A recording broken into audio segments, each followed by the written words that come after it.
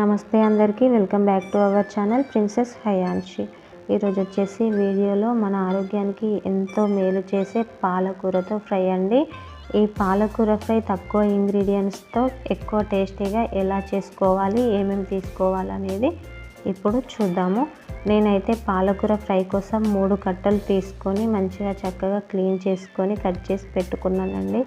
Vegetables అయినా ఆకుకూరలైనా ముందుగానే కడిగి కట్ చేసుకోండి. ఇంకా ఇందులోకి కొంచెం పచ్చిమిర్చి, కొంచెం ఆనియన్స్ అండి. ఇవైతే నేను కట్ చేసి పెట్టుకున్నా. మన ఛానల్ని ఎవరైనా కొత్తగా చూస్తున్నట్లయితే ప్లీజ్ సబ్స్క్రైబ్ చేసుకోండి. మన ఛానల్లోని వీడియోస్ మీ మొబైల్కి నోటిఫికేషన్గా రావాలి అంటే బెల్ సింబల్ని క్లిక్ చేయండి. ఇంకా మనం పాలకూర ఫ్రై చేయడం స్టార్ట్ చేద్దామా. దీనికోసం అయితే మనం స్టవ్ ఆన్ చేసుకొని ప్యాన్ పెట్టుకొని 2 టేబుల్ స్పూన్స్ ఆయిల్ అయితే వేసుకోవాలండి. ఆయిల్ వేడవగానే అందులోకి కొద్దిగా జీలకర్ర, కొద్దిగా ఆవాలు వేసుకోవాలి.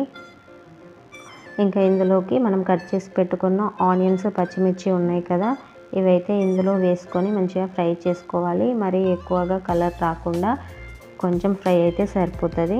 ఇంకా పాలకూరతో కూడా ఫ్రై అయిపోతాయి కదా, కొంచెం కొంచెం ఆనియన్స్ తగులుతుంటేనే బాగుంటుంది ఈ పాలకూర ఫ్రైలో అయితే. ఇంకా ఒకసారి కలిపేసుకొని ఇందులోకి అయితే కొంచెం సాల్ట్, కొద్దిగా పసుపు వేసేసుకుందాం. ఇంకా ఇదంతా కూడా ఒకసారి మంచిగా కలుపుకున్న తర్వాత ఇందాక మనం కట్ చేసి పెట్టుకున్న పాలకూరని కూడా ఇందులో వేసేసుకొని అంతా అయితే ఒకసారి మంచిగా కలుపుకోవాలండి.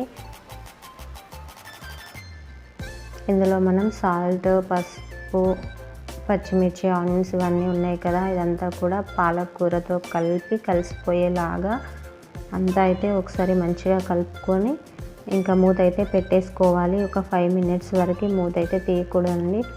ఆకుకూరలు ఎప్పుడైనా కూడా మూత పెట్టుకొని ఉడికించుకోవాలి. అందులో ఉన్న ప్రోటీన్, విటమిన్ ఏదైనా కూడా బయటకు వెళ్ళిపోకుండా ఆవిరి రూపంలో మూత పెట్టుకొని చేసుకుంటే హెల్తీగా ఉంటుంది. ఇంకా ఇప్పుడైతే మూత తీసి చూద్దాము. చూడండి, వాటర్ అయితే వచ్చేసింది కదా ఇందులోకి. ఈ వాటర్ అంతా కూడా పోయేంత వరకు కూడా ఫ్రై చేసుకోవాలి. చూడండి, ఇంకా ఫ్రై అయితే అయిపోతుంది. వాటర్ అయితే లేదు కదా, కొంచెమే ఉంది. ఈ కొంచెం వాటర్ కూడా పోయేంత వరకు మధ్య మధ్యలో కలుపుతూనే ఉండాలి, అడుగు పట్టకుండా.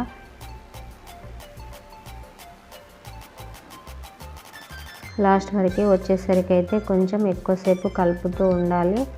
అడుగు పట్టిందంటే ఫ్రై అయితే ఖరాబ్ అయిపోతుంది కదా, అందుకని చెప్పేసి కొంచెం సేపు కలుపుతూ ఉండండి. ఇంకా అంతేనండి, పాలకూర ఫ్రై అయితే అయిపోయింది. ఇంకా ఇందులోకి అయితే ఎక్కువ ఇంగ్రీడియంట్స్ ఏమీ వాడకుండా చాలా సింపుల్గా ఒక పాలకూర, పచ్చిమిర్చి, ఆనియన్స్ ఉంటే సరిపోతుంది కదా, పాలకూర ఫ్రై అయితే అయిపోతుంది. ఇంకా స్టవ్ కట్టేసుకొని సర్వింగ్ బౌల్లోకి తీసుకున్నట్లయితే పాలకూర ఫ్రై రెడీ. ఈ వీడియో కనుక మీకు నచ్చినట్లయితే ఒక లైక్ చేయండి.